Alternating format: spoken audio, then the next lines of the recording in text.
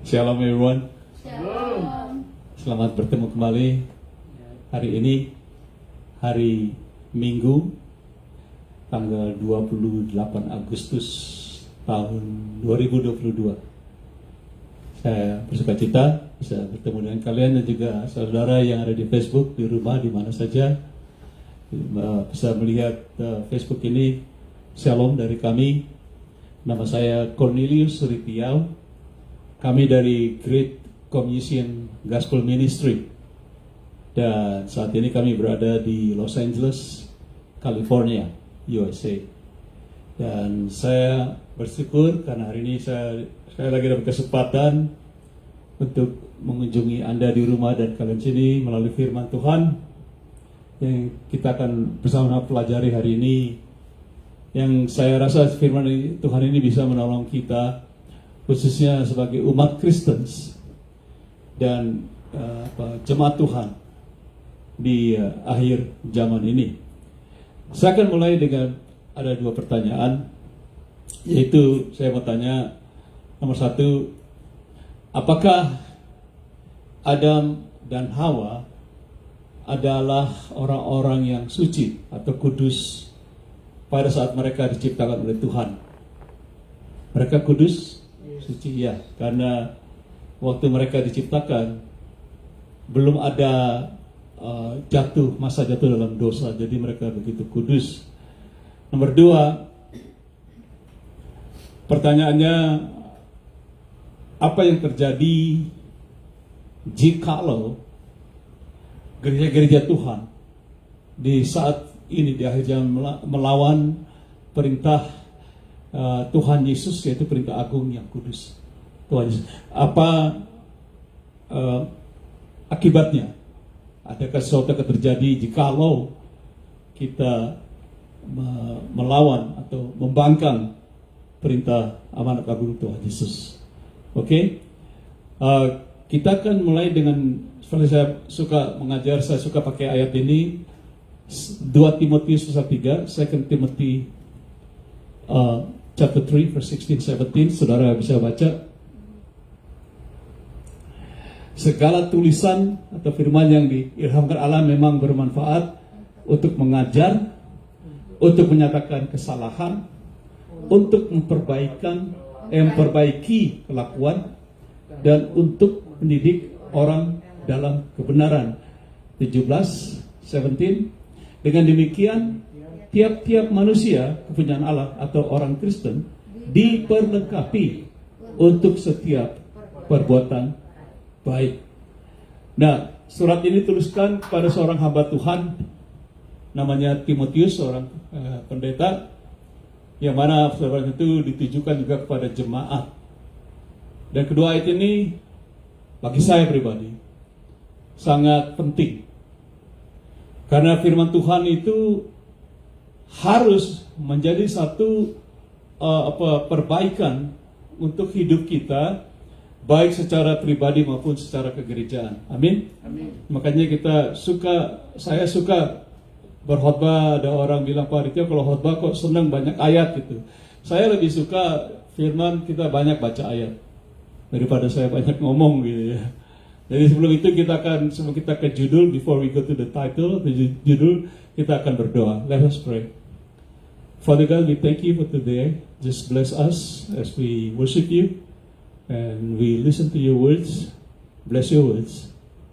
Bless me, your humble servant. In Jesus' name I pray. Bapa, berkati kami jemaatmu, berkati firmanmu, dan juga berkati hambamu ini. Di dalam nama Tuhan Yesus Kristus, hamba berdoa. Dan semua katakan dengan suara keras, Amin. So, judul hari ini sesuai dengan tadi yang saya katakan, apakah tugas gereja yang terpenting? Mari kita katakan, apakah tugas gereja yang terpenting? Terpenting maksudnya yang paling penting. Yang terpenting tugas gereja, bukan hanya hidup, tugasnya. Apakah itu berdoa, beribadah, atau melakukan perintah amanat agung Tuhan Kristus? Jadi saudara bisa bayangkan mana yang dari antara berdoa, ibadah yang lain-lain kita sudah lakukan di ibadah, mana yang lebih penting?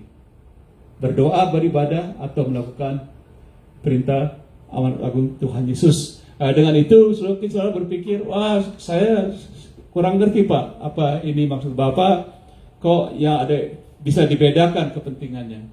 Ya bagi saya pribadi ya berbeda. Dan kita akan belajar bahwa berdoa saja beribadah tidak cukup. Amin. Jadi kita akan pelajari hari ini seperti judul tadi, apakah tugas gereja atau jemaat, kita jemaat Tuhan di mana saja, kalian di mana saja, di Indonesia, kami di California, di Los Angeles, semua gereja, ya gereja, jemaat, ya jemaat, jemaatnya Tuhan Yesus Kristus, tidak ada perbedaan. Oke, mari kita mulai dengan poin nomor 1, poin number 1. Tadi seperti saya tanya tadi, apakah Adam dan Hawa kudus diciptakan? Nah sekarang kita lihat poin 1, apa sebabnya Adam dan Hawa jatuh ke dalam dosa? What's the cause of Adam and Eve to fall into sins? Kita baca Kejadian. Let's go to the book of Genesis 16:2, Kejadian 2:16-17. Kita baca. Lalu Tuhan Allah memberi perintah, katakan beri perintah. Ini Tuhan Allah setelah menciptakan manusia, dia memberi perintah ini kepada manusia, yaitu Adam dan Hawa. Semua pohon dalam taman ini boleh kau makan buahnya dengan bebas. 17. Tetapi pohon pengetahuan tentang yang baik dan yang jahat itu janganlah kau makan buahnya, sebab pada hari engkau memakannya pastilah engkau mati. Nah, mati di sini yaitu mati rohani, terpisah dari Allah secara rohani. Nah, ini yang kita akan pelajari. Hari kita lihat bahwa Adam dan Hawa, mereka diciptakan mereka tanpa dosa. Katakan tanpa dosa. Mereka kudus. Tapi ternyata kita pelajari Alkitab, saya tidak bisa masuk situ. Waktu Adam dan Hawa jatuh ke dalam dosa, itu karena mereka dengan sadar melawan apa? Perintah. Bukan karena ular. Ular hanya menggoda. Tapi mereka membangkang, kalau boleh saya pakai kata-kata itu, terhadap perintah Tuhan untuk jangan makan. Dan mereka tahu itu. Dan mereka makan buah itu sehingga mereka jatuh ke dalam dosa. Nah, kenapa saya katakan yang terpisah yaitu mati rohani? Karena ternyata setelah mereka jatuh dalam dosa, Adam hidup. Seberapa lama dia hidup? Secara jasmani. Adam ternyata menurut Alkitab sampai 930 tahun. Wow. Saudara mau hidup 930 tahun? Bulan depan saya akan umur 74. Ini sudah mau 74 sudah udah ngos-ngosan lah gitu orang Jakarta bilang. Jadi apanya yang mati dari Adam? Rohaninya. Karena dosa dia melanggar perintah Allah. Dari yang kudus bisa jatuh ke dalam dosa. Poin nomor 2. Second point. Apakah perintah yang tertinggi dari Tuhan Yesus terhadap gerejanya? Yang tertinggi. Apakah perintah yang tertinggi dari Tuhan Yesus terhadap gerejanya? Jadi tertinggi artinya kita kenal orang-orang Kristen, jemaat Tuhan kita tahu ini. Yaitu amanat perintah agung. Tidak ada lagi perintah yang lebih agung daripada perintah yang agung, ya tidak? Ini amanat. Kita di Indonesia kalau orang tua kasih amanat kita harus dengar. Ini amanat orang tua loh gitu ya. Kamu harus ikuti gitu. Nah kita dikasih satu amanat oleh Alkitab. Bahkan amanat ini diberikan oleh Tuhan Yesus disebut amanat perintah agung. Coba kita baca Markus 16 ayat 15. Kita sudah tahu. Lalu Tuhan Yesus berkata kepada mereka, yaitu murid-murid atau jemaatnya, pergilah kemana? Ke seluruh dunia, beritakanlah Injil kepada segala makhluk. Ini adalah amanat Tuhan Yesus. Setelah dia bangkit, dia berbicara dengan murid-muridnya. Sebelum dia naik ke surga, dikasih tahu murid-muridnya, kalian harus pergi ke ujung bumi, ke seluruh dunia untuk apa? Memberitakan Injil. Nah, amanatnya bukan pergi aja. Amanatnya yaitu memberitakan Injil. Matius 28, 19, next verse, even. Matthew sama juga. Karena itu, pergilah. Jadikanlah semua bangsa apa? Muridku. Dan baptislah mereka dalam nama Bapa dan Anak dan Roh Kudus. Nah, ini adalah perintah terhadap murid-murid yang Tuhan Yesus, rasul-rasul kalau saya boleh, sebelum dia naik ke surga, dikasih perintah. Nah itu hampir kira-kira sudah berapa tahun yang lalu? 2000, hampir sekitar 2000 lebih tahun yang lalu, Tuhan Yesus sudah katakan ini kepada murid-muridnya, termasuk Kristen, karena Kristen artinya pengikut Tuhan Yesus, Kristen, the follower.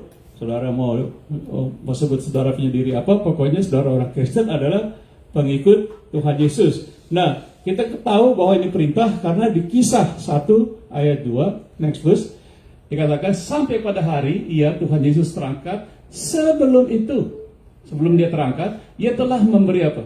Perintahnya oleh Roh Kudus kepada rasul-rasul yang dipilihnya. Jadi Tuhan Yesus mengutus, orang-orang diutus itu rasul-rasul, dipilih oleh Tuhan Yesus.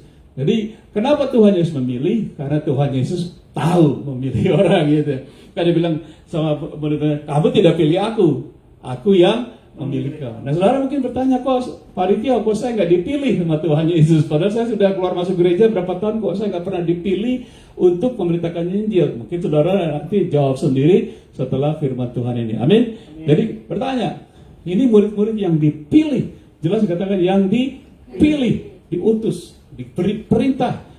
Coba Yakobus 2:17 sebelumnya kita lihat di sini dikatakan sesudah itu, demikian juga halnya dengan iman. Jika iman itu tidak disertai perbuatan, maka iman itu pada hakikatnya adalah mati. Jadi ketika orang-orang yang dipilih oleh Tuhan, mereka, kita belajar minggu lalu, diberikan iman yang khusus. Iman yang itu yang mengandalkan Tuhan. Orang-orang yang beriman, mereka share iman mereka dengan orang lain. Nah itu pada basicnya untuk kita menginjil, kita kasih share iman kita, yaitu kepada Tuhan Yesus dengan orang lain. Makanya kita harus pelihara iman.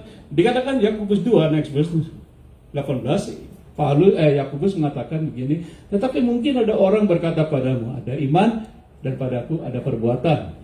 Aku akan menjawab dia, Yakobus, tunjukkanlah kepadaku imanmu itu tanpa perbuatan, dan aku, Yakobus bilang, aku akan menunjukkan kepadamu apa? Imanku dari apa? Perbuatan-perbuatanku. Jadi saudara, begitu pun dengan kita, orang-orang yang diutus oleh Tuhan untuk memberitakan Injil. Kita adalah orang-orang yang berbuat itu, memberitakan Injil, menyatakan ini perbuatan dari imanku kepada perintah amanat agung itu. Ada amin? Jadi kita orang-orang dengan iman, kita melakukan apa yang kita lakukan sebagai pemberita Injil. Verse 20, kita baca di sini, hai manusia yang bebal, maukah engkau mengaku sekarang bahwa iman tanpa perbuatan adalah iman yang kosong atau hampa. Mana pada suatu saat dikata juga iman yang mati. Saudara, iman itu, kalau iman kita mandek, kita sudah belajar 2 minggu lalu, kalau mati, yang susah bukan Tuhan, kita yang susah. Karena firman Tuhan mengatakan iman itu mengalahkan dunia, mengalahkan penyakit dan sebagainya. Kita sudah belajar kira-kira 2 minggu yang lalu. Jadi waktu kita memberitakan Injil, sebenarnya itu adalah tindakan dari apa? Iman kita, perbuatan kita terhadap perintah Tuhan Yesus. Nah kita lihat apa yang terjadi dengan murid-murid. Point number 3. Apa yang terjadi dengan murid-murid Tuhan Yesus di abad pertama? Di abad pertama, yaitu ketika gereja dimulai.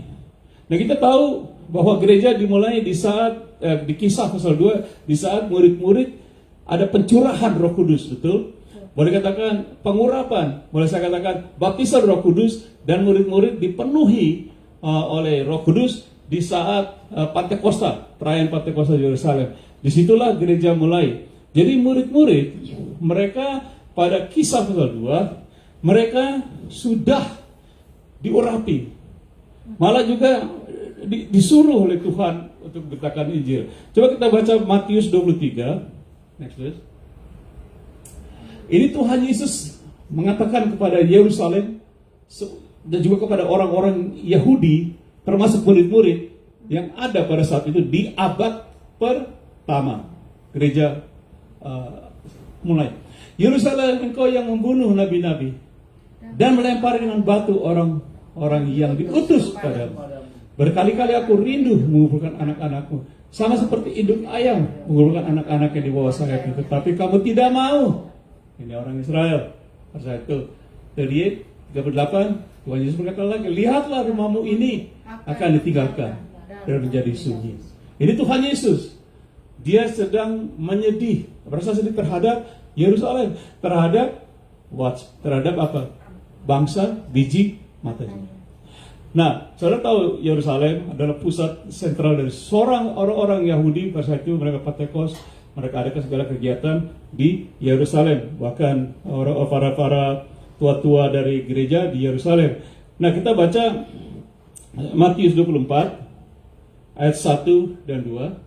Sesudah itu Yesus keluar dari bait Allah lalu pergi. Maka datanglah murid-muridnya dan menunjuk kepadanya bangunan-bangunan bait Allah di Yerusalem. Yang kedua, ia berkata kepada mereka, kamu melihat semuanya itu, aku berkata kepadamu, sesungguhnya tidak satu batu pun di sini akan dibiarkan terletak di atas batu yang lain, semuanya itu akan diruntuhkan.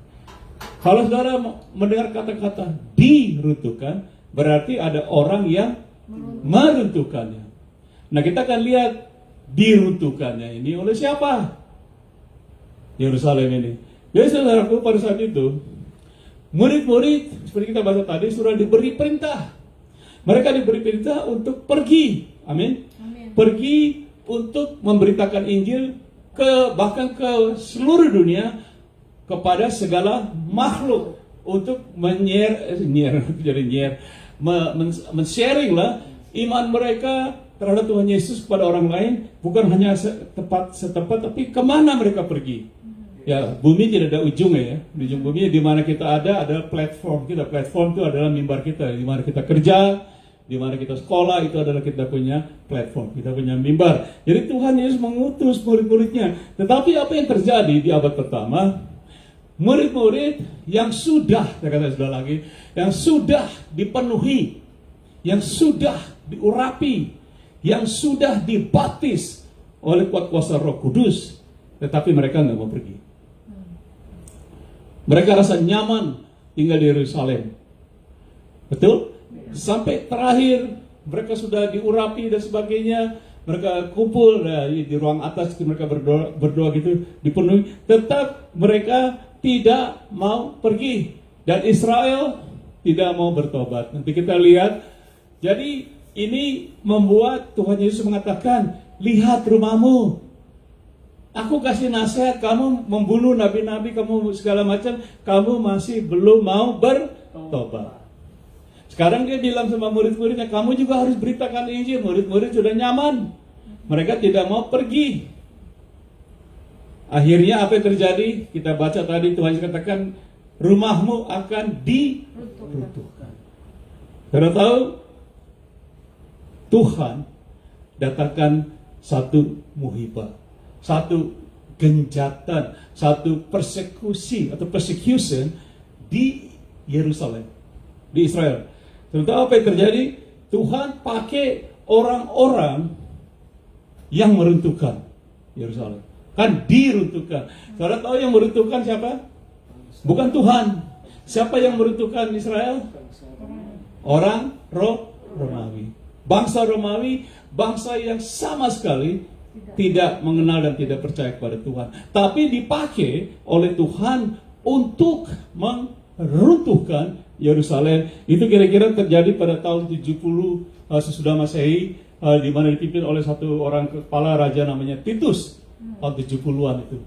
Itu saudara tahu, diizinkan oleh Tuhan supaya bukan hanya kota Yerusalem, tetapi tempat ibadah mereka punya temple, mereka punya bahasa Indonesia rumah ibadah lah.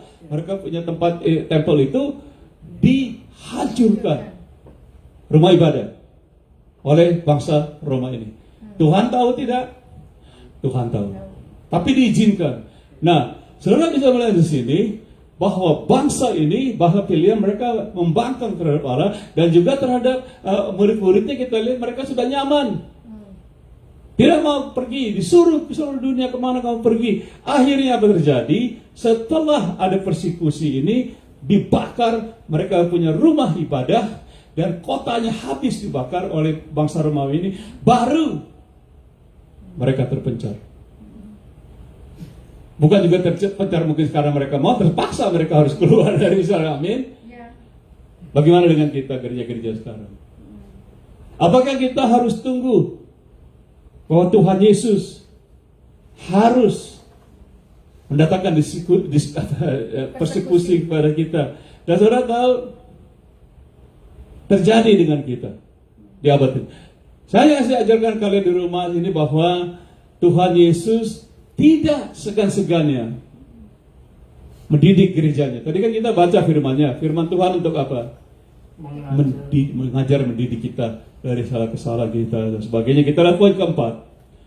Jadi melihat tadi kita lihat tentang murid-murid, bahkan rumah ibadah mereka, tempel yang bagus yang mereka bangun setengah mati, puluhan tahun, runtuh. Sampai sekarang di Israel tidak ada lagi Ka'bah Allah. Hanya tinggal tembok-tembok, puing-puing, mereka sembah-sembah setiap hari.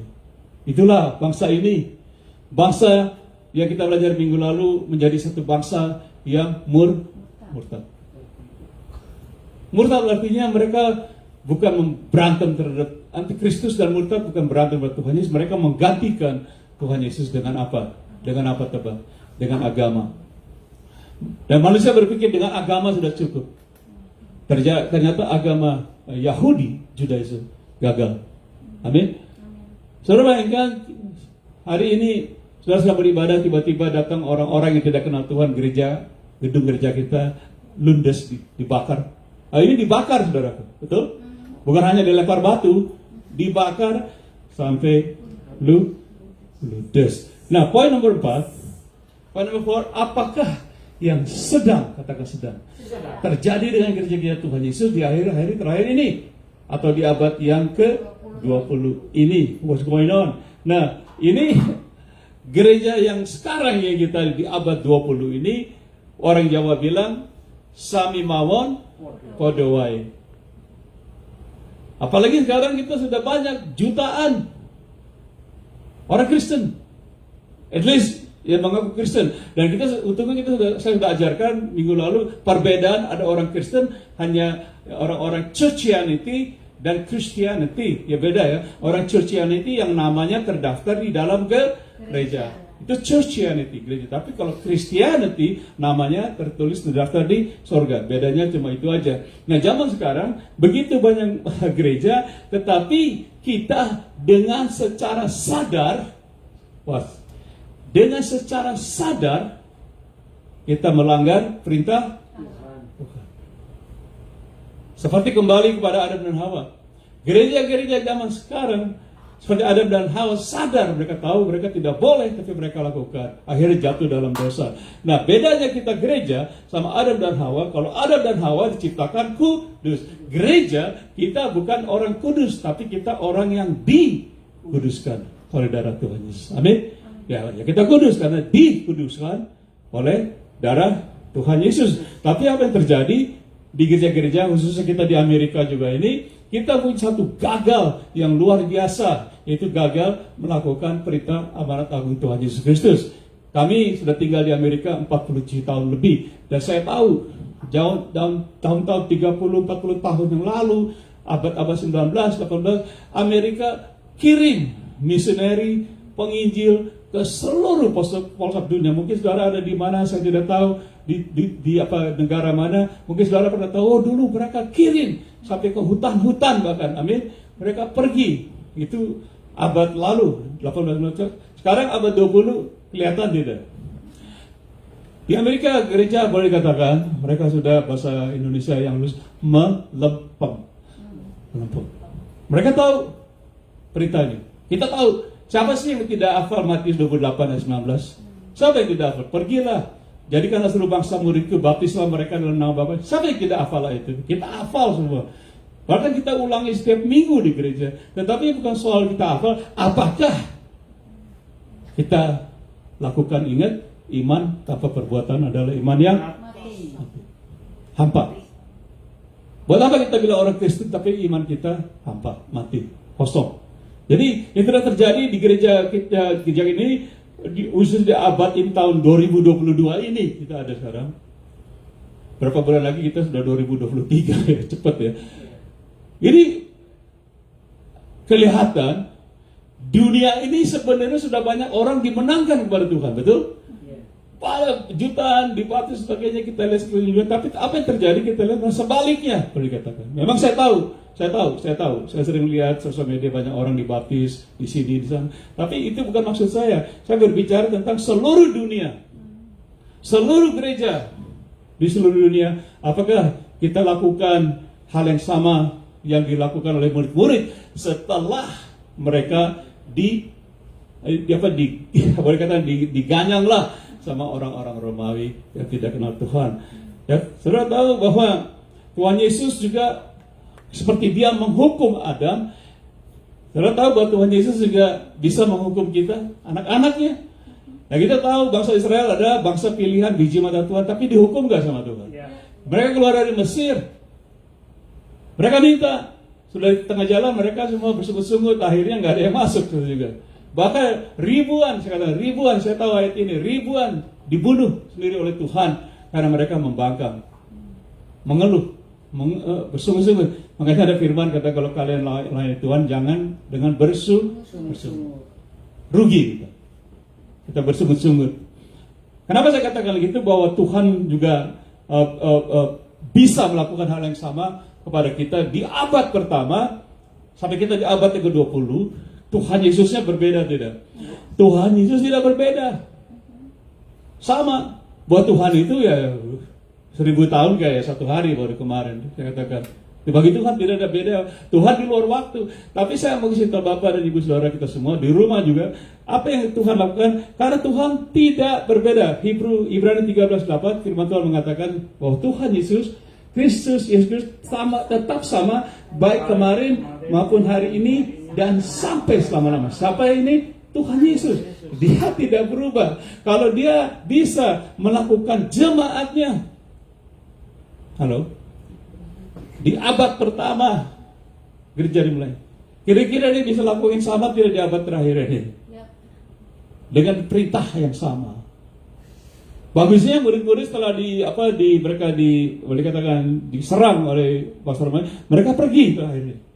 Nanti ada ceritanya sampai Petrus begini, semua juga harus melalui pertobatan. Petrus bertobat, semua bertobat.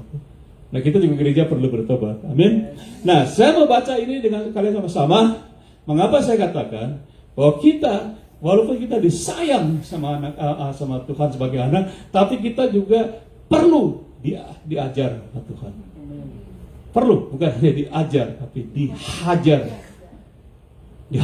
dicested sama Tuhan. Karena bandel. Karena kita bandel.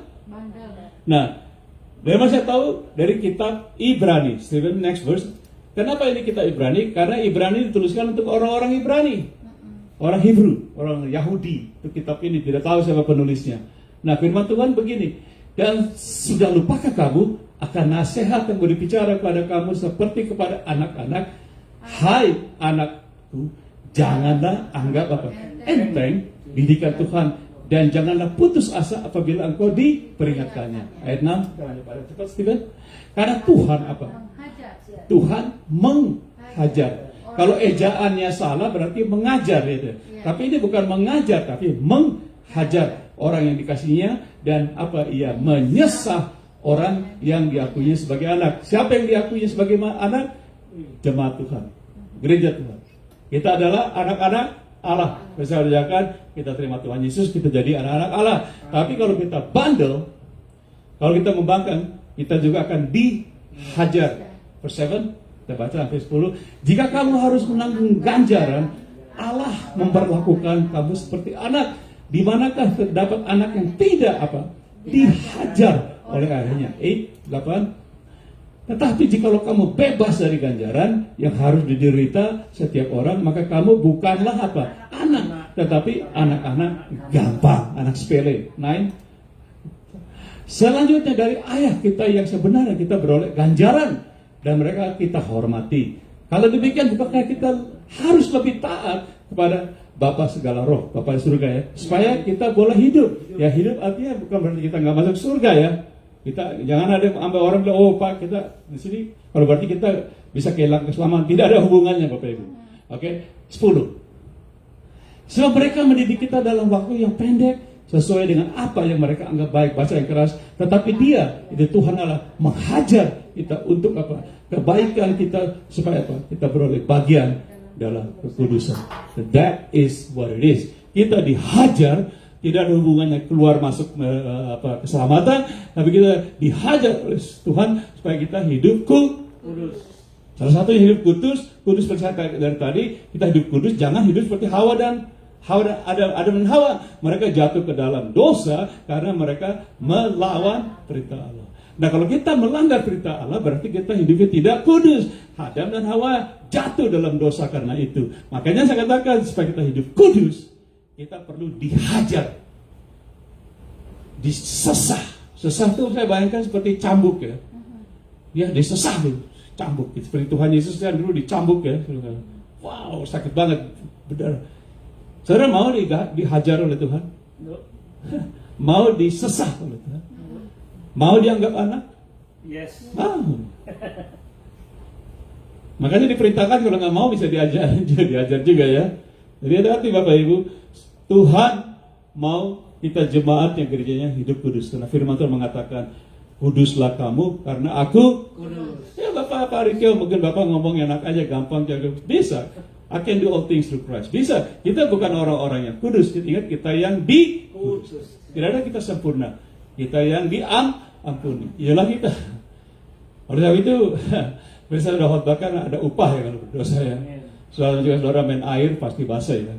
Oleh sebab itu jangan main air ya. Mau iseng-iseng main api gitu. Ya pasti kebakar dong. Oleh sebab itu supaya gak kebakar apa? Jangan jangan api. Nah, jadi poin nomor 4 kita akan langsung ke poin nomor 5. Ini satu pertanyaan. Siapakah yang menciptakan COVID-19? Manusia atau Tuhan? Tebak siapa? Manusia atau Tuhan yang menciptakan COVID? Nah, kita tahu bahwa COVID bukan dari Tuhan, tapi dari Wuhan. Betul? COVID datang dari Wuhan. Nah, kita di Amerika kita tahu ini perkara manusia yang membuatnya dan sebagainya.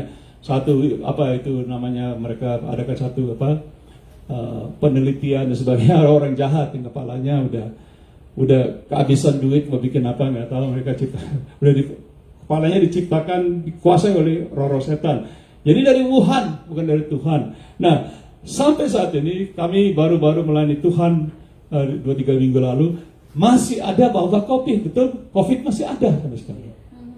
Tadi pagi kami menghadiri gereja anak kami juga masih banyak orang, saya bilang, kamu pakai masker nggak? Masih ada. Anak saya juga bilang, masih ada Pak, COVID sampai sekarang. Tapi ternyata yang ciptakan bukan Tuhan, ya tidak? Karena apa? Karena yang diciptakan Tuhan itu semua adalah baik. Semua yang diciptakan Tuhan adalah baik.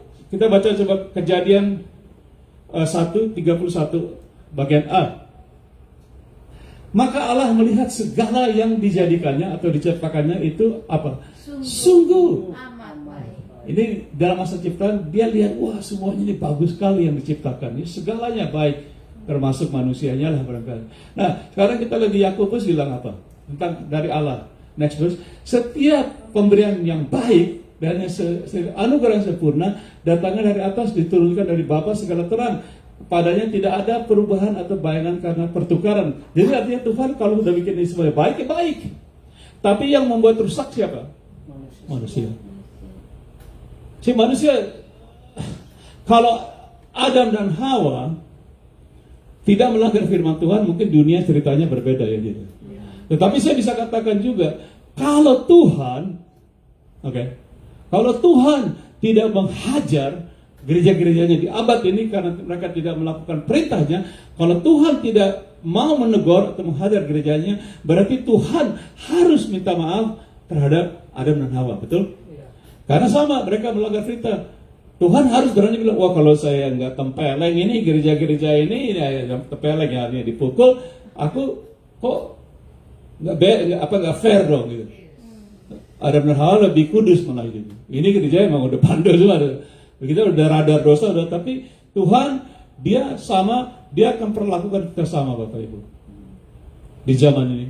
Makanya Tuhan izinkan COVID COVID itu bukan hanya satu kota dua, seluruh dunia. Ingat perintahnya perginya ke seluruh dunia. Tuhan izinkan COVID terjadi ke seluruh muka dunia. Ini satu-satunya wabah penyakit yang saya lihat seluruh dunia kena. Dan orang takut dan juga banyak ribuan orang, ratusan ribu yang mati. Tuhan kok jahat banget ya? Loh, COVID bukan Tuhan yang ciptakan. Kok Tuhan yang dituduh-tuduh?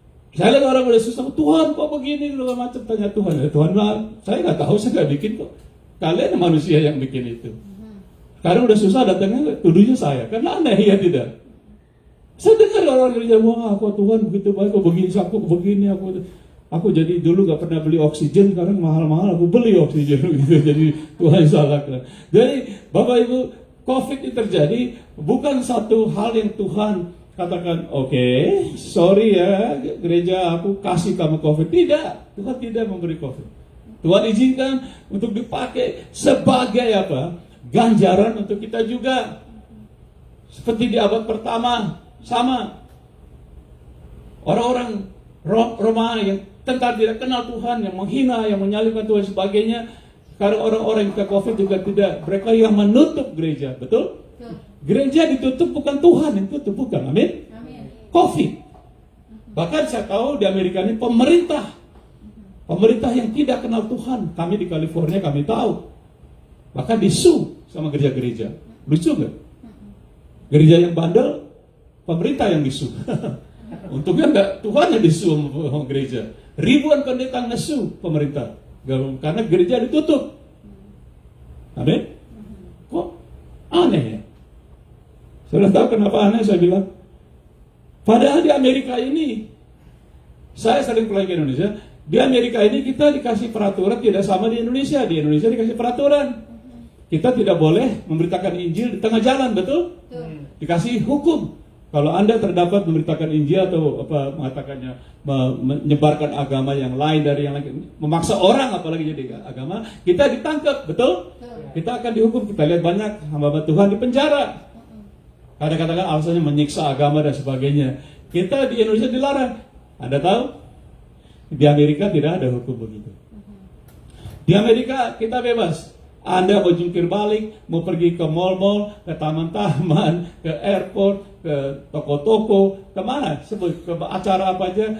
Kita tidak dikasih hukum untuk tidak boleh memberitakan Injil di Amerika. Amin? Tetapi kok kita nggak lihat gereja-gereja? Kita nggak lihat. Tadi pagi salah satu jemaat kami, Mas Hari datang, dia bilang, Om, saya menekan jiwa kemarin. Orang homeless, lahir besar di sini. Lantas teman saya bilang, kamu nggak usah jadi begini kalau kau percaya Tuhan. Tuhan bisa tolong. Lantas dia berdoa terima Tuhan, terus dia nangis. Mana gereja-gereja gitu? Saya nggak lihat di Amerika. Tidak ada yang melarang. Kalau kamu di tengah jalan bersaksi kamu ditangkap, nggak ada di Amerika. Nah, tapi toh ini yang saya coba ajarkan bicarakan di Amerika, negara yang terbesar yang pernah mengutus misioneri penginjil, tetapi ternyata toh mereka mengesu pemerintah. Karena apa? COVID-19 yang bukan diciptakan oleh Tuhan. Aneh tidak? Aneh tidak? Ini aneh banget dong. Gara-gara COVID aja bukan gereja ditutup, orangnya sendiri gak berani ke gereja. Gara-gara COVID. Pengaruhnya besar tidak? Jadi kita diutus oleh firman Tuhan untuk kita menjadi apa? Pemberita Injil kemana? Seluruh dunia. Pelosok di mana Anda berada. Ya saya sudah keliling, kami sudah masuk kampung-kampung, kami sudah warga negara Amerika, tapi tetap kami masih ke Kalimantan, Gunung Kidul, ke Pulau-Pulau Seram dan Sumatera dan sebagainya. Dan saya mau tanya Bapak Ibu di rumah. Jadi dengan firman ini saya mau tanya.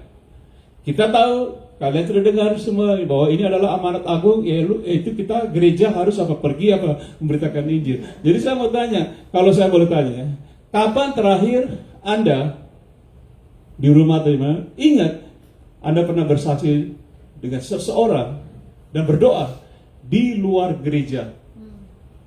Di luar gereja, sehingga orang itu menerima Tuhan Yesus, bersaksi tentang Injil Tuhan. Kapan kalian ingat terakhir? Kalau di mimbar sih sebagai hamba Tuhan ya gampang. Penginjil saya khotbahkan gini. Kalau saya praktekkan, saya gombal tidak. Saya munafik. Makanya kami punya persekutuan ini ya, persekutuan ini namanya Amanat Perintah Agung, Great Commission. Kami keluar, kami duduk dengan homeless, kami ke mall-mall, kami di mana kami berada, paling sedikit 1 jiwa. Tadi pagi saya ke gereja anak kami, anak-anak muda, anak SMP, saya berdoa, saya layani mereka. Nah ini kita punya, saya heran. Anak-anak muda zaman sekarang, mungkin Anda masih anak muda, ya anak muda, teenager atau 20, 30. Saya heran, saya tanya, saya pernah layani anak muda banyak puluhan, saya tanya, siapa di antara kalian yang tahu rencana Tuhan dalam hidup kalian? Angkat tangan. Tidak ada yang angkat tangan. Saya tanya lagi, siapa di antara kalian tahu apa perintah Tuhan? Nggak ada yang tahu lagi, bengong. Saya pikir ini siapa yang salah nih, anak-anak apa pendetanya gitu ya kali ya. Just kidding Bapak Ibu. Ya, nggak ngerti rencana Tuhan dan apa itu amanat agung perintah Tuhan Yesus. Nah, karena apa? Karena orang-orang ini nggak tahu, mereka dengar kita sebagai pemimpin kita tidak mengajar dengan memberi contoh. Makanya saya tanya, kapan terakhir Anda ingat Anda setelah ibadah keluar dari gereja atau setiap hari Senin, Sabtu sebagainya, Anda duduk di pinggir jalan atau di mana saja share iman Tuhan Yesus, berdoa dengan mereka. Mau itu gembel, mau itu pemulung, mau itu lawyer, mau itu gubernur ya, konjen. Saya sering berdoa dengan sama konjen ya. Saya doa dengan mereka, terima kasih istrinya, terima kasih Pak, itu doa. Saya orangnya itu udah jadi, saya taruh di postingan untuk istri saya dan saya itu udah darah daging gitu ya. Udah kalau nggak gitu udah otomatis gitu. Kita share Injil Tuhan. Poin terakhir, amin. Poin nomor 6. Tuhan Yesus Kristus akan segera datang. Jesus coming back so soon. Nah ini juga menjadi satu. Saya pikir saya udah ada umur. Saya sama istri kami hampir 50 tahun melayani Tuhan. Kadang-kadang juga saya mengenal Tuhan. Aduh hari ini ya saya mau pulang ke surga ya. Gitu. Capek juga gitu. Ya tidak. 50 tahun melayani Tuhan capek nggak? Ya bukan hanya di rumah, bukan hanya gereja, kita keliling dunia di mana-mana. Saya rencana tahun depan kembali lagi nih ke Indonesia atau kemana, nggak tahu ya Tuhan suruh. Tapi seringkali kayaknya Tuhan, datanglah segera gitu ya. Saya tanya Bapak Ibu, saya tanya ya saudara yang jujur, yang kenal Tuhan, artinya yang saudara yang cinta Tuhan. Saya tanya saudara jawab cepat ya, nggak usah ngomong, nggak usah keluar, jawab dalam hati. Lebih enak mana tinggal di bumi ini apa di surga? Surga. Itu kau tahu gitu ya. Tapi kita pada surga kita nggak mengharapkan Tuhan Yesus datang kan ya. Lucu tidak? Tuhan, aku belum dapat company, aku belum. Saya sering lihat orang-orang kita di Indonesia ini, apalagi kita kesusahan ya. Bukan saya tidak menuduh, tapi saya orang ngomong nggak ada fakta. Saya lihat banyak orang bilang, waduh, saya lagi mimpi besok saya mau dapat uang banyak.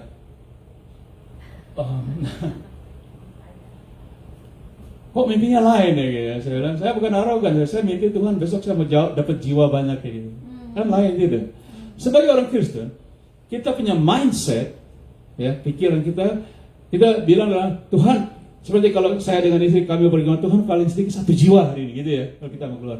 Itu mindset. Jadi kita ini diperintahkan oleh Tuhan, nggak mau sampai gagal. Kalau nggak kita dapat ancaman juga deh. Saya tidak mau dihajar oleh Tuhan. Saya mau dia diganjar karena saya tahu saya anak Allah ya tidak. Baru saya berdoa sama Tuhan kalau saya keluar 1 jiwa gitu. Tapi saya lihat, saya perhatikan banyak orang-orang Kristen nggak ngerti itu. Mana kita datang ke Amerika, kalian ke Amerika mau, Bapak tahu enggak, saya mau nyari apa ya? Nyari duit dong ke Amerika, kan negara kaya. Oke. Nyari jiwa ya, gitu ya. Bukan saya menghina, fakta Bapak Ibu. Saya besar di Amerika, saya tahu ini. Gereja-gereja, mau yang bule, mau yang Indonesia. Nah, kapan Tuhan Yesus kembali? Dan apa syaratnya sebelum kedatangan Tuhan? Saya kasih tahu kedatangan Tuhan yang pertama ya. Baca Matius 3, 1-3. Pada waktu itu tampillah Yohanes Pembaptis di padang gurun Yiria memberitakan. Next verse itu. Bertobatlah. Sebab apa? Kerajaan surga dekat. Amin. Bertobatlah. Nomor 3, Stephen. Sesungguhnya dialah yang dimaksudkan Nabi Yesaya ketika ia berkata, ada suara orang-orang berseru di padang gurun, persiapkan jalan untuk siapa? Tuhan. Luruskan jalan baginya. Nah, ini Yohanes Pembaptis, dia berteriak, dia dengan suara keras, dia mengatakan kepada satu bangsa, kata-katanya apa? Bertobatlah untuk menyambut kedatangan Tuhan. Luruskan. Ini kedatangan Tuhan yang pertama. Nah, saya tanya, waktu saat ini yang disuruh bertobat siapa? Oleh Yohanes. Orang Buddha, orang Hindu, orang Muslim. Bukan. Yohanes berbicara kepada biji mata Tuhan. Yohanes berbicara kepada umat pilihan Tuhan, yaitu bangsa Israel.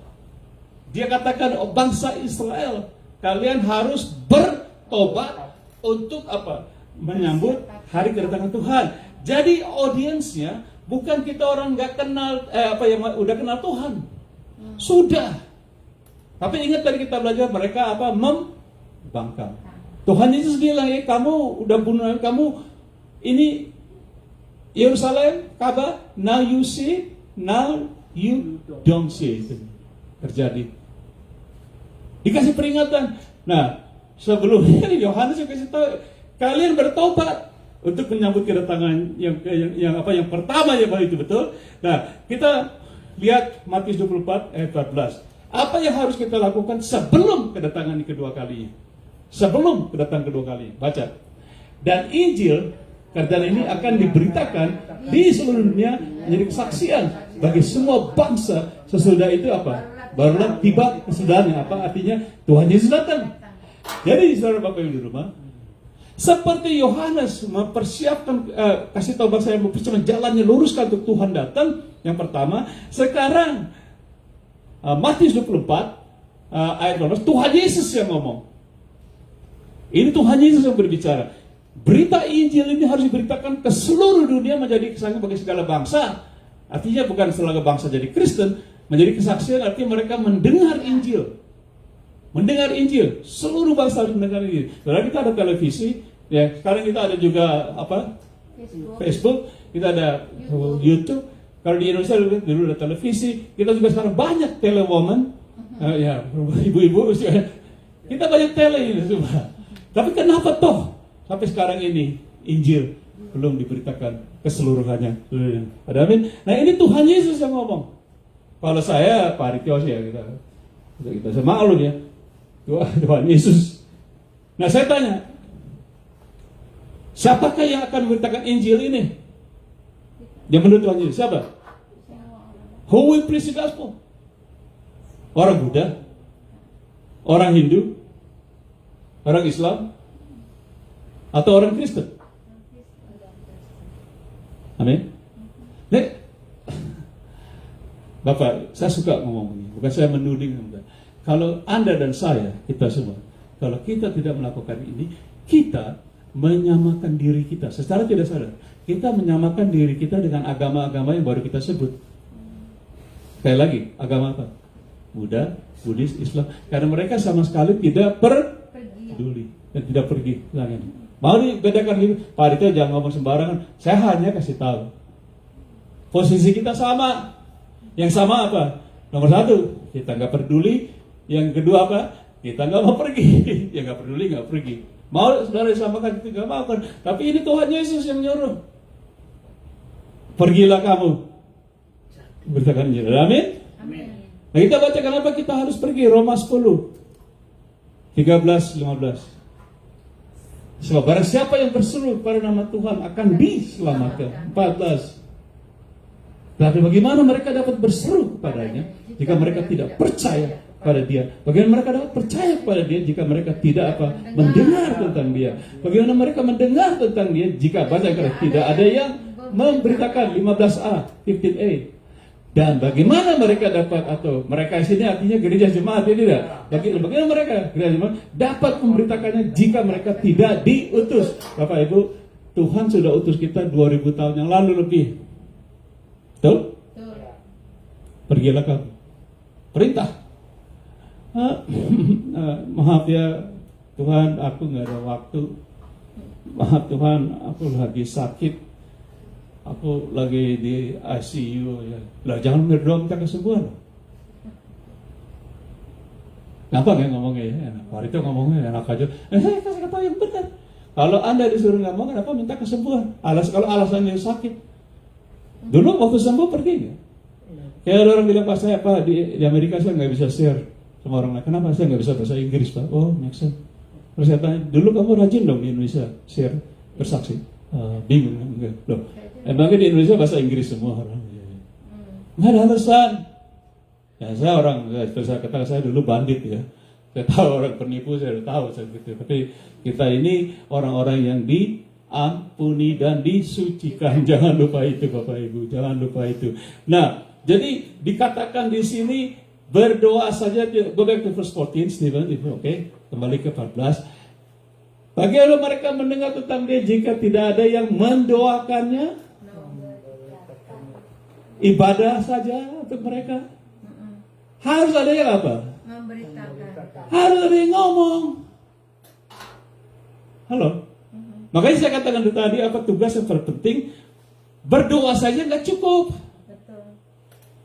Saya tanya Bapak Ibu sudah berdoa berapa ratus tahun, berapa puluh tahun, hanya ratus tahun, 50 tahun supaya tetangga kita, saudara kita bertobat. Enggak bertobat-tobat. Makanya Anda mesti ngomong. Share your faith. Terus tahu. Ngomonglah, mereka mau terima enggak? Ya enggak apa-apa, enggak terima juga enggak apa-apa. Yang penting kita tugas kita apa? Memberitakan. Amin? Tepuk tangan dong, mau pergi diutus. Dan jangan heran kalau saudara kan sudah siap ketika ini, wah siap lagi berapi-api. Siap Tuhan, saya mau pergi kemana saja Tuhan. Tuhan bilang, oke, kamu mau kemana? Tuhan, saya mau ke Hawaii. Loh, kok ke Hawaii? Ya semua orang juga mau ke Hawaii gitu. Apalagi dibayarin sama Tuhan. Amin. Makanya tahu saudara, kalau saya 3 kali udah ke Hawaii melayani saudara. Tadi pagi mau kemana? Hawaii, enak Hawaii, Waikiki. Saya dengan istri duduk di pantai, burung-burung. Oke. Well, anyway, kita punya masalah Bapak Ibu saudara. Bukan kita nggak mau, kita udah mau, tapi kita membangkang. Betul? Jangan lupa. Makanya gereja zaman sekarang masih nanya, Bapak udah divaksin belum? Ya ampun. Berarti apa? Masih takut dengan COVID. Lucu kan? Udah kena COVID jadi Tuhan sembuhkan saya. Itu kan supaya pergi. Saya punya teman dulu bilang, anaknya kena kanker. Tuhan sembuhkan anak saya dong. Kalau dia sembuh, pasti saya jadi misioneri. Bagus nggak doanya? Bagus ya? Tuhan sembuhkan anak saya. Kalau anak saya sembuh, saya pasti jadi misioneri. Tebak, anaknya sembuh nggak? Enggak. Anaknya meninggal. Dia jadi misioneri ya? Enggak. Biar anaknya sembuh juga belum tentu misioneri. Karena doanya udah gombal ya. Kayak Tuhan bodoh ya gitu. Wah, saya kan tutup. Aplikasi itu. Jam tuh aplikasi. Oke, aplikasi. Apakah tugas yang terpenting dari gereja-gereja atau jemaat Yesus khususnya di hari terakhir? Anda tahu kan? Anggap apa tugas yang terpenting? Memberitakan Injil. Amin. Oh, soalnya bukan kita udah tahu tugas itu, tapi mau nggak? Nah, jangan takut bahwa Pak saya juga dulu nggak berani tahun 73 hanya maklum, tapi nggak berani. Tapi saya keluar aja berani karena apa? Karena Tuhan janji Roh Kudus akan turun ke atas kamu kalau kamu keluar, dan kamu akan menerima apa? Kuasa. Wah, aku mau punya kuasa gitu. Dan kamu menjadi saksiku. Ya, di mana-mana, Yerusalem, seluruh Judea sebagai tempat. Aku dulu juga saksi sama orang, mana saya tahu, saya nggak tahu firman, baru bertobat dari nangkel. Tapi kita obey, kita perintah. Akhirnya sampai sekarang. Tapi, nah, next aplikasi. Tuhan Yesus berkata, kalau 2 orang sepakat dalam satu perkara di bumi ini, Bapa di surga sepakat. Ada orang berdoa hari ini, doa bilang Tuhan, pasti kita mencoba. Di Amerika bilang, at least you try and fail is okay. Better than you fail to try. Coba, gagal nggak apa-apa daripada sama sekali gagal. Coba, saudara berdoa. Kita sepakat nanti kita akan berdoa. Amin. Next. B. Sudah kira-kira 3 tahun lebih. Orang-orang Kristen sedunia sepakat berdoa supaya apa? Tuhan menghentikan COVID-19. Tetapi mengapa COVID-19 masih ada? Why? Karena berdoa saya. Saya tahu sekarang. Hamba-hamba Tuhan pada segala macam gaya di mimbar berteriak-teriak, COVID berhenti, berhenti nggak COVID? Belum. Mana nanti kata ada yang lebih buruk lagi akan terjadi, betul? Itu sudah jadi nubuatan Tuhan Yesus, pestilences itu berarti lebih dari satu wabah penyakit yang keluar dari bumi. Tuhan Yesus bilang ini baru permulaan. Segini permulaan kita udah nguas-nguasan, udah hampir kehabisan oksigen. Beli mahal-mahal, kayak ada cerita orang masuk rumah sakit satu malam, besoknya di charge $1.000. Ini untuk apa $1.000? Oh, bapak pakai oksigen semalaman. Terus dia marah. Wah, saya mesti bersyukur pada Tuhan. Umur saya udah 70, oksigen saya free dikasih Tuhan. Ini rumah sakit saya sehari di charge $1.000. Saudara dikasih oksigen berapa puluh tahun sama Tuhan, amin. Jangan sampai nanti udah kena COVID, Tuhan, aku perlu oksigen. Mahal belinya gitu, amin, haleluya. Tepuk tangan dong, Tuhan Yesus sudah baik ya. Oke, see, you almost done. Gereja kita Tuhan Yesus harus, katakan harus keluar dari zona kenyamanan, comfort zone mereka, dan keluar untuk melakukan perintah amanat agung, baik atau tidak baik waktunya, dan itulah tugas yang kerja terus. I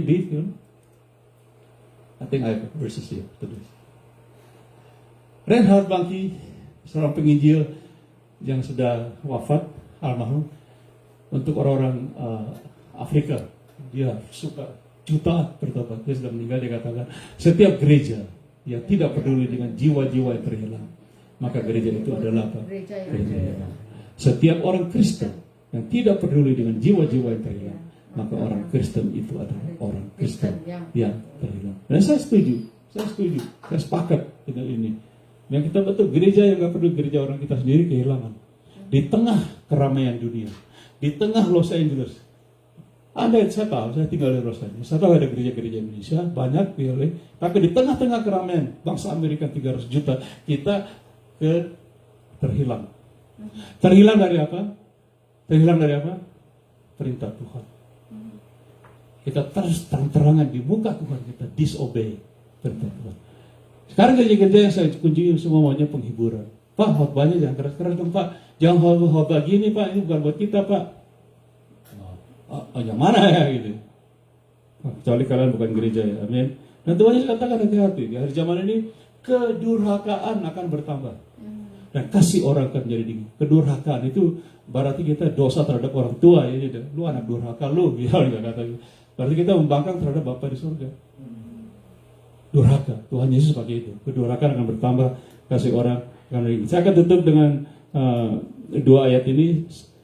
2 Timothy 4:1-5 kita udah baca tadi. Dan di hadapan Allah dan Kristus yang akan menghakimi orang yang hidup dan yang mati, aku berpesan dengan sungguh padamu dinyatakan dan pekerjaan. Tuhan Paulus bicara pendeta Timotius, beritakanlah firman, siap sedialah, baik atau tidak baik waktunya, nyatakanlah apa yang salah, tegurlah dan nasihatilah dengan segala kesabaran dan pengajaran. Makanya hari ini saya berkhotbah Bapak Ibu. Makanya saya bukan hanya menegur, tapi juga saya menyatakan bahwa kita gereja salah. Dan kita harus dinasihati dan dengan sabar, saya sabar dan juga dengan apa? Makanya diajarkan supaya kita ngerti, kita tegur.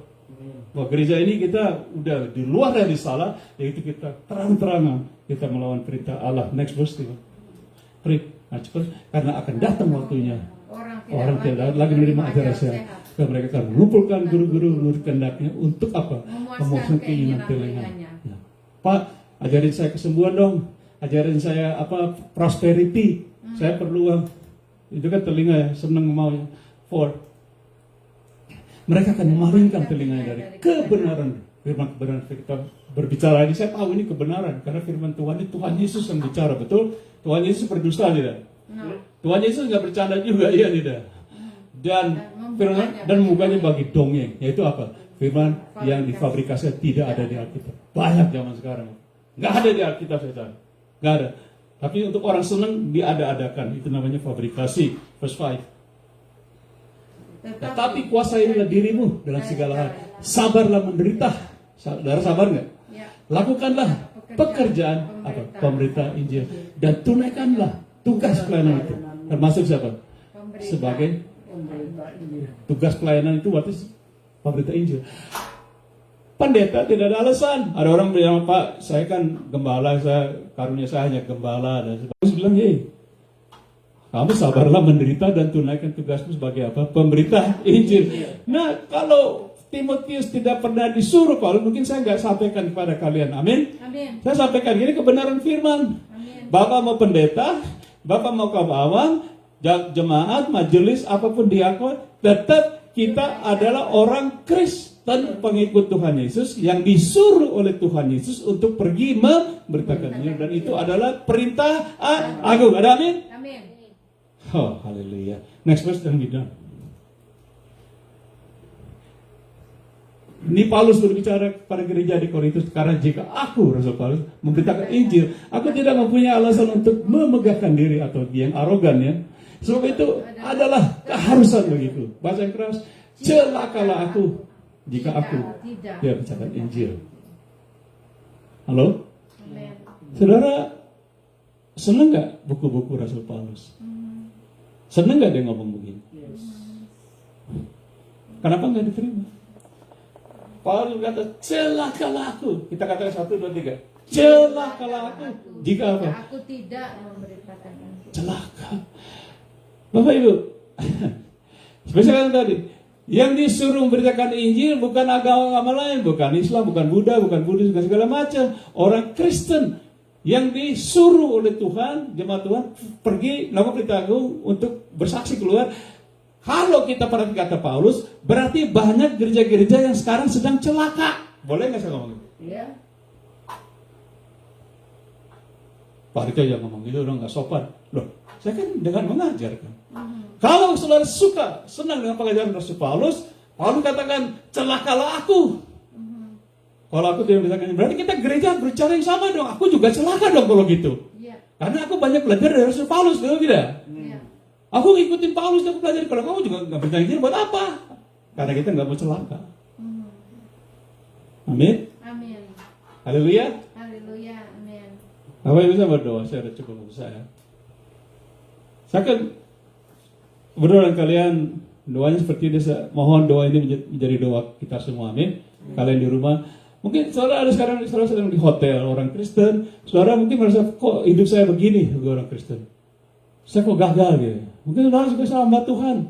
Dan saya dengar, saya being honest, saya nggak mau menipu. Karena saya dengar banyak orang bilang sama saya, banyak hamba Tuhan sekarang lagi di rehab. Saya kaget. Kenapa di rehab? Ya gitu Pak Ritio. Kenapa? Ada yang minum, ada segala narkoba. Oh begitu. Mungkin Anda sedang di rehab sekarang hamba Tuhan. Saya berbicara untuk you.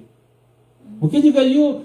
Saya pernah dengan istri saya melayani di Cipinang, Pondok Bambu, di lapas, di Palangkaraya, di Bali. Lapas. Kita masuk. Semua mereka orang Kristen Pak. Om dulu saya well. Nyanyinya bagus-bagus. Tapi sekarang akhirnya di mana? Ditahan karena narkoba. Nah, saya berdoa dengan mereka. Saya berdoanya apa? Seperti Yohanes Pembaptis katakan apa? Bertobat. Tuhan Yesus sudah hampir datang. Amin. Saya berdoa untuk kalian. Karena berdoa Tuhan Yesus, katakan Tuhan Yesus, ampuni aku. Mungkin aku pernah dengar tentang pemberitaan Injil, tapi aku belum pernah melakukan. Ampuni aku. Oleh sebab itu, hari ini Tuhan, aku mau bertobat. Supaya aku tidak menjadi seperti gereja yang dihancurkan di abad pertama. Dan juga COVID ini bisa menghancurkan hidupku. Tuhan Yesus, rubah hidupku menjadi sesuai dengan kehendak-Mu, menjadi sesuai dengan perintah-Mu. Terima kasih Tuhan Yesus. Hari ini juga Tuhan Kau berikan aku damai sejahtera dalam hidupku melalui kuat kuasa Roh Kudus-Mu. Pakailah aku di dalam nama Tuhan Yesus Kristus. Aku berdoa. Semua katakan God bless you. Kasih Bapa menyertai kalian. Kasih yang tidak pernah berubah. Kasih yang eternal. Kasih yang sangat agape, tidak pilih bulu. anugerah seluruh anugerah Tuhan Yesus, Juru Selamat, menyertai Anda. Persekutuan, bahkan kuat kuasa Roh Kudus menyertai Anda dan kita semua dari saat ini sampai Maranatha, Tuhan Yesus datang kembali di dalam nama Tuhan Yesus Kristus. Amin. God bless you. Thank you so much for listening.